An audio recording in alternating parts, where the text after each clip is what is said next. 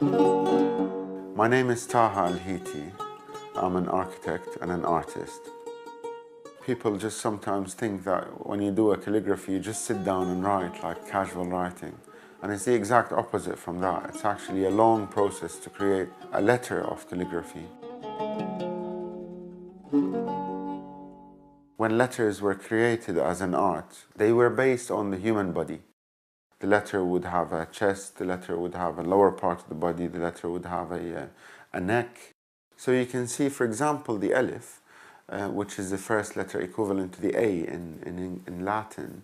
The alif in Arabic is exactly the human posture. It has the chest and the spine, which is leaning slightly forward, and it has the head of the letter. The spine, or the backbone of Islam, is the Quran, which is the holy book. The Prophet realized that the importance of preserving the Quran in such a way that it cannot be altered or changed. All this richness of culture that started brewing under the Islamic pot produced calligraphy in its sophisticated form that we follow until today. We use very strong rules and very tight regulations. Sometimes if you have a pimple on your face, you can see it clearly because it's a bump. Although it's tiny in relation to the size of your body, but you see it, you notice it, and exactly the same way in letters, no matter how big or small they are. And that's what makes calligraphy very challenging, and sometimes people could call it as a labor-intensive art because it takes a lot of hours into one sheet of paper. And the combinations of some letters with others are very hard. There are names in Arabic or words in Arabic which are very hard to write.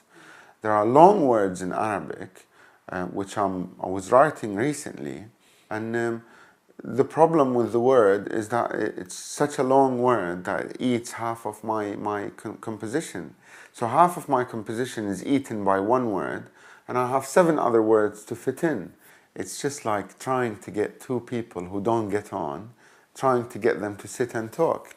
And sometimes it's very hard because each one snaps from a different angle, and you have to, it's like diplomacy, you have to work them out. But at the end, the more experienced you are, the more diplomatic you become with letters, and the more your letters will actually speak back to you and accept to sit next to something they didn't want to sit next to. So I think that's the skill of the calligrapher.